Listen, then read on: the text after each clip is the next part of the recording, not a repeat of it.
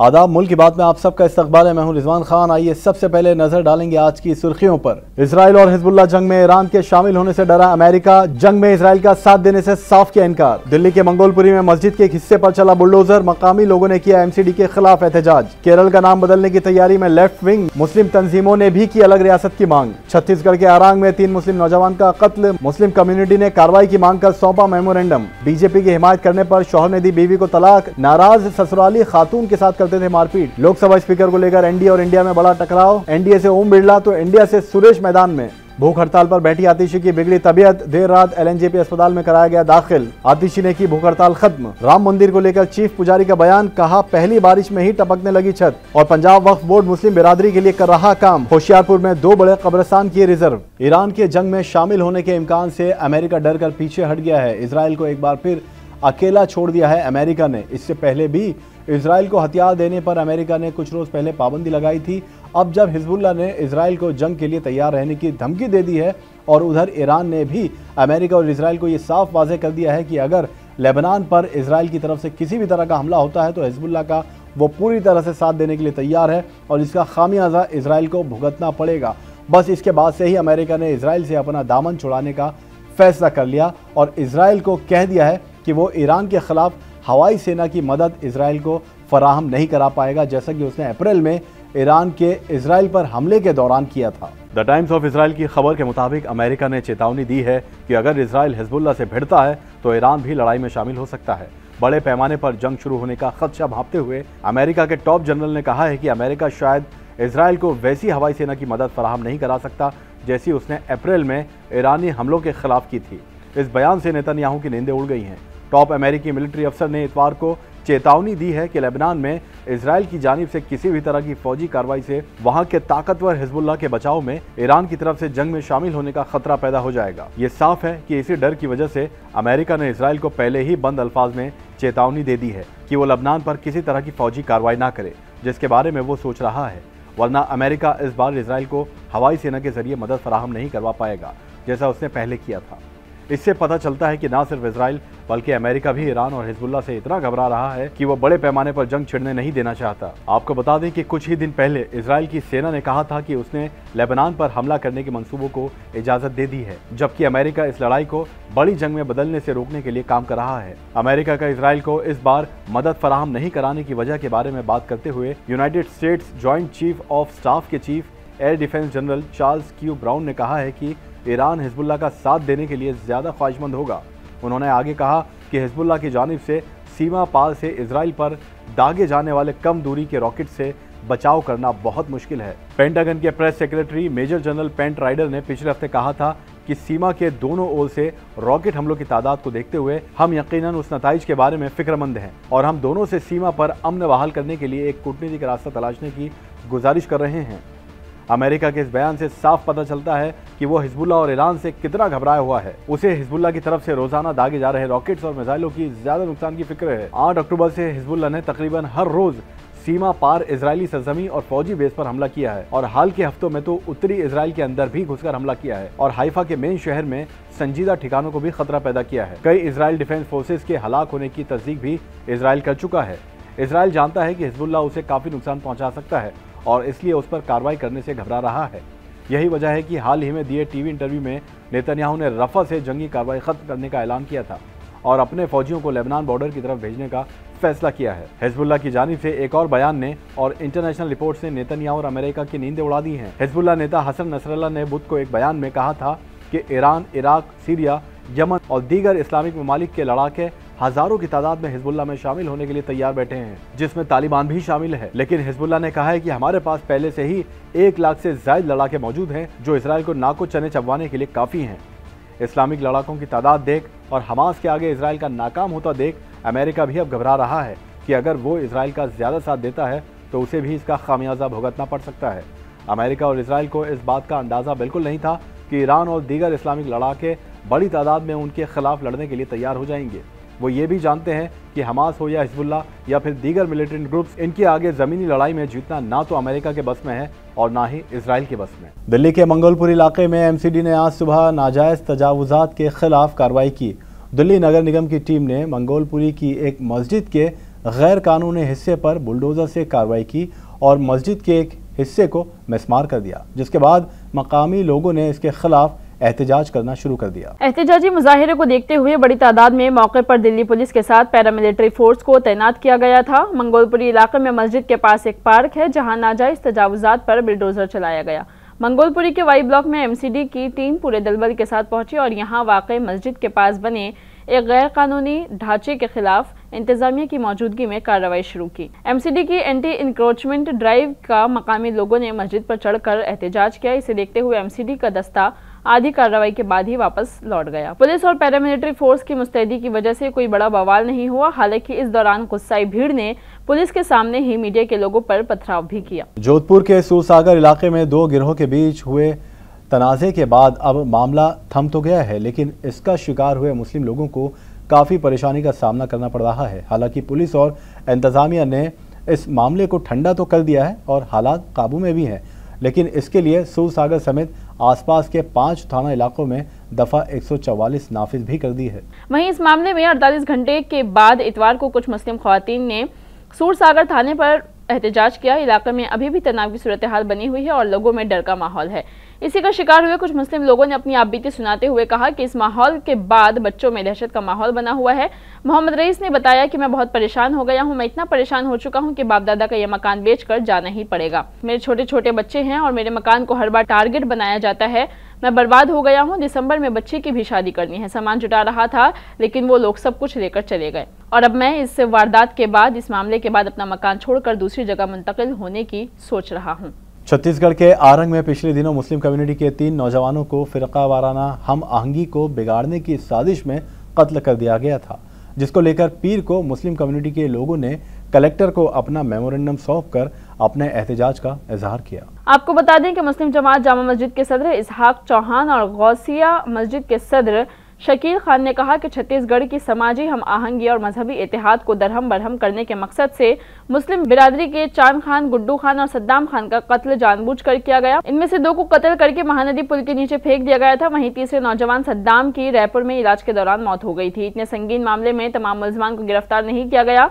इससे पुलिस इंतजामिया की कार्रवाई पर सवाल उठते हैं और मुलजमान के खिलाफ कत्ल का मुकदमा दर्ज करने का मुतालबा भी किया गया। मध्य प्रदेश के छिंदवाड़ा में एक मुस्लिम खातून के बीजेपी में शामिल होने और उसकी इंतखाबी मुहिम में हिस्सा लेने से उसका शौहर नाराज हो गया, जिसके बाद उसने अपनी बीवी के साथ मारपीट तो की, साथ ही उसे तलाक भी दे दिया। इसके साथ ही बीवी ने अपने ससुराल वालों पर जहेज के तौर पर 5 लाख रुपए मांगने का भी इल्जाम लगाया है। खातून की शिकायत पर पुलिस ने शौहर, सास और नंद के खिलाफ मुकदमा दर्ज कर लिया है। वहीं पुलिस ने मुकदमा दर्ज करने के बाद मुलजमान को हिरासत में भी ले लिया है। फिलहाल तफ्तीश जारी है और आपको बताते चलें कि खातून ने वजीर आजम नरेंद्र मोदी और वजीर आला डॉक्टर मोहन यादव से मुतासिर होकर भारतीय जनता पार्टी में शमूलियत इख्तियार की थी। लोकसभा इंतखाबात में भारतीय जनता पार्टी के उम्मीदवार के लिए मुहिम चलाई और उनके लिए वोट डाला। जब इसके शौहर, सास और नंद को इस बात का इल्म हुआ तो वो खातून के घर पहुंचे और उसकी पिटाई करने के बाद शौहर ने 3 तलाक कहकर रिश्ता तोड़ दिया। पुलिस में शिकायत दर्ज कराते हुए इशरत शेख ने बताया कि उसकी शादी 2015 में अब्दुल आसिफ मंसूरी से हुई थी। शादी के चंद माह बाद उसे मालूम हुआ कि आसिफ की पहले भी शादी हो चुकी है और उसका एक बेटा भी है। खातून ने बताया कि इस दौरान वो हामला थी और इसलिए वो सब कुछ भूल गई। इस दौरान इशरत से शादी के बाद उनके यहाँ एक बेटा भी पैदा हुआ। शादी के बाद शौहर, सास और चारों नंदों ने उस पर 5 लाख रुपए जहेज के तौर पर लाने के लिए दबाव भी डाला और न लाने पर उन्हें जिस्मानी और ज़हनी तशद्दुद का निशाना बनाया गया। खातून ने बताया कि उसे घर से निकाल दिया गया है, इसलिए वो अपने बेटे के साथ किराए के मकान में रह रही है और इसी दौरान उसका शौहर अब्दुल आसिफ मंसूरी उसके किराए के मकान पर पहुंचा, जहां उसके साथ मारपीट की और 3 तलाक कहकर रिश्ता तोड़ दिया। उत्तर प्रदेश के अकबर नगर में हाल ही में मकामी इंतजामिया की तरफ से की गई बुलडोजर कार्रवाई में 1900 से ज्यादा लोगों के मकामात को नुकसान पहुंचा है। हालांकि उन्हें पीएम आवास योजना के तहत वसंत कुंज इलाके में नए घर अलॉट भी किए गए हैं, लेकिन लोगों को अब भी अपनी जिंदगी पटरी पर लाने में काफी वक्त लग जाएगा। आपको बता दें कि कुकरैल नदी के किनारे तरक्याती मंसूबे के लिए 24.5 एकड़ जमीन को खाली करने के लिए मकामी इंतजामिया की जानिब से बड़े पैमाने पर इस इलाके में बुलडोजर की कार्रवाई की गई थी, जिसमें 1900 लोगों के घरों को नेस्त नाबूद कर दिया गया था। लेकिन अब नई जगह मुंतकिल होने के बाद जहां कुछ लोग इस हकीकत को कबूल कर रहे हैं कि उन्हें अपनी ज़िंदगी नए सिरे से शुरू करनी होगी, तो वहीं कई लोग ऐसे भी हैं जो रोजी रोटी कमाने और स्कूलों और अस्पतालों जैसी बुनियादी सहूलियात के बगैर अपने नए अलॉट शुदा फ्लैट्स में रहने की फिक्र में हैं। राजू, जो माजूर हैं और 3 बच्चों के वालिद हैं, उनको दूसरी मंजिल पर फ्लैट अलॉट किया गया है।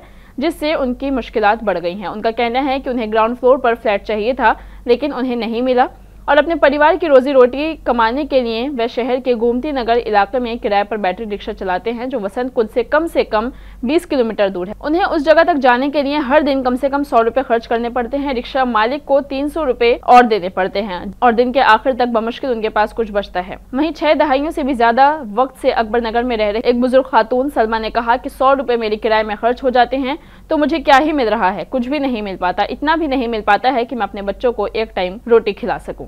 केरल का नाम बदलकर केरलम किए जाने की खबरों के बीच अब रियासत में सुन्नी युवाजन संगम के लीडर मुस्तफ़ा मुंडुपारा ने एक अलग मालाबार रियासत की मांग का मुद्दा उठाया है। मुस्तफ़ा ने मालाबार के स्कूलों में सीटों की कमी पर मुनक्किद एक मुजाहरे में अपनी बात रखी। उन्होंने कहा कि साउथ केरल और मालाबार के लोग बराबर टैक्स देते हैं, तो फिर उन्हें एक जैसी सहूलियात क्यों नहीं मिलनी चाहिए। मुस्तफ़ा ने अपने बयान में कहा कि जब हम इस तरह की नाइंसाफी साउथ केरल और मालाबार में देखते हैं और फिर अगर किसी हिस्से से अलग मालाबार रियासत की मांग आती है तो हम उन्हें इल्ज़ाम नहीं दे सकते हैं। मालाबार के लोग और साउथ केरल के लोग बराबर टैक्स अदा कर रहे हैं, हमें भी बराबरी की सहूलियतें मिलनी चाहिए।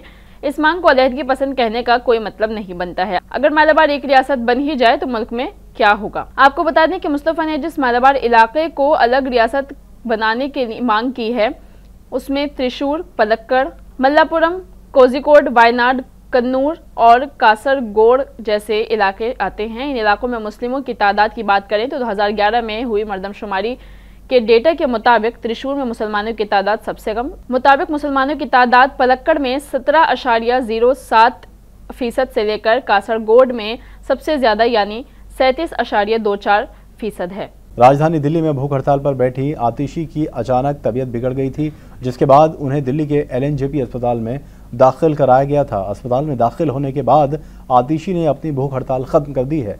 आपको बता दें कि आतिशी दिल्ली में जारी पानी के बहरान को लेकर 21 जून से जंगपुरा के भोगल में भूख हड़ताल पर बैठी थी। आपको बता दें कि आतिशी की मांग हरियाणा से 100 MGD पानी भेजने की है। हरियाणा से सिंध के तहत 613 MGD पानी भेजना होता है। आतिशी का दावा है कि हरियाणा सरकार सिर्फ 513 MGD पानी ही भेज रही है। इसकी वजह से दिल्ली के 28 लाख लोगों को पानी नहीं मिल पा रहा है। आम आदमी पार्टी के राज्यसभा मेंबर संजय सिंह ने बताया कि आतिशी का शुगर लेवल 43 तक पहुंच गया है और डॉक्टरों ने कहा है कि उनकी हालत बिगड़ गई है। आतिशी को अस्पताल में एडमिट नहीं किया तो हालत और बुरी हो सकती है। और इसीलिए संजय सिंह ने मजीद कहा कि आतिशी ने पिछले 5 दिनों से कुछ भी नहीं खाया है, उनका शुगर लेवल गिर गया है, कीटोन बढ़ गया है और ब्लड प्रेशर भी कम हो रहा है।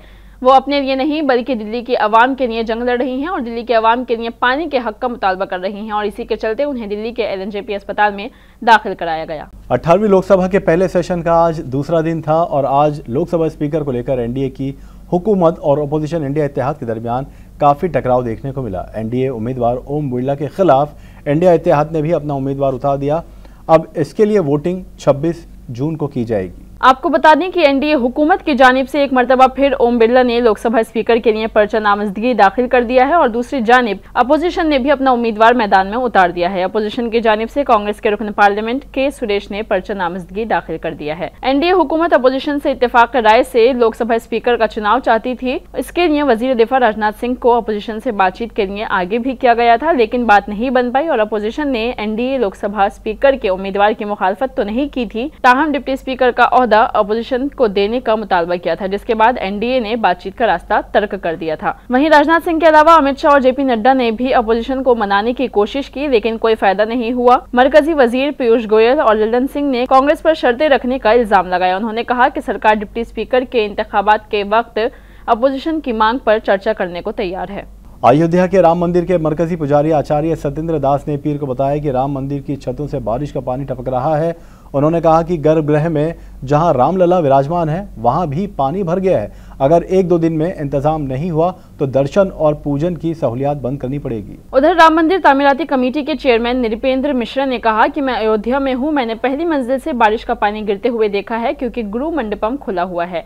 जब इसके शिखर का काम पूरा हो जाएगा तो ये ढक जाएगा। फिलहाल ऐसे हालात में ये होना ही है। वहीं आचार्य ने बताया कि हफ्ते की रात 2 से 5 बजे तक हुई तेज बारिश के बाद मंदिर के गर्भगृह के सामने मंडपम में 4 इंच तक पानी भर गया। मंदिर के अंदर लोगों को डर था कि कहीं बिजली का करंट ना उतर जाए और इसीलिए सुबह 4 बजे होने वाली आरती टॉर्च की रोशनी में करनी पड़ी और साथ ही सुबह 6 बजे की आरती भी ऐसे ही की गई। असम के उदलगुड़ी जिले में ट्यूशन से लौट रही 16 साल की लड़की की इज्तिमाई असमत दरी करने का मामला सामने आया है।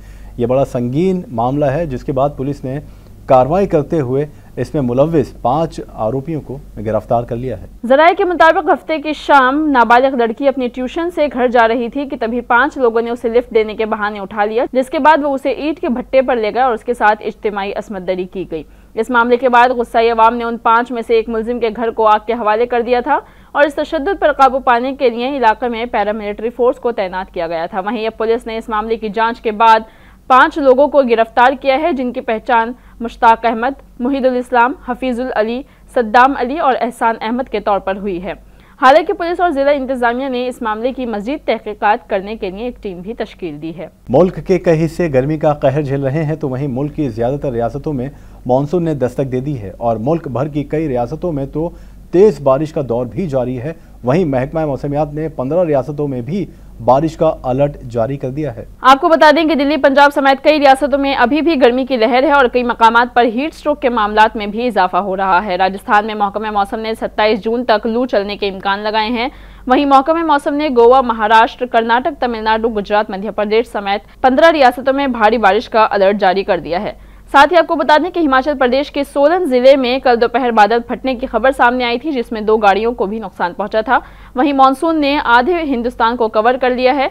माहिरीन के मुताबिक अगले 5 दिन में ये पूरे मध्य प्रदेश को भी कवर कर लेगा। वजीर आला भगवंत मान की ज़ेर क़यादत पंजाब वक्फ बोर्ड लगातार बेहतरीन काम कर रही है। पिछले करीब 2 सालों से पंजाब वक्फ बोर्ड ने कई तारीखी काम किए हैं, जिसे लेकर मुस्लिम बरादरी पंजाब हुकूमत का और ख़ास तौर पर वजीर आला भगवंत मान का शुक्रिया अदा करती नजर आ रही है, जिन्होंने पंजाब पुलिस के ADGP MF फारूकी को वक्फ बोर्ड का एडमिनिस्ट्रेटर मुकर्रर किया है। आपको बता दें कि होशियारपुर में मुस्लिम बिरादरी के कब्रिस्तान की जरूरत को पूरा करते हुए ADGP MF फारूकी की तरफ से 2 बड़े कब्रिस्तान रिजर्व किए गए हैं, जिससे वहां के अवाम को थोड़ी राहत मिली है। इस मौके पर बात करते हुए फारूकी ने कहा कि उस इलाके में किसी भी शख्स की मौत के बाद उन्हें दूर दराज के गांव में जाकर तदफीन करना पड़ता था, लेकिन पिछले दिनों लोगों ने पंजाब वक्फ बोर्ड को कब्रिस्तान बनाने की डिमांड करते हुए तहरीरी मेमोरेंडम सौंपा था, जिस पर मंजूरी दी गई है। मुल्क की बात में आज के लिए बस इतना ही। अगले शुमारे में कुछ और ताज़ा खबरों के साथ हम लौटेंगे। तब तक आप देखते रहें तहज़ीब TV।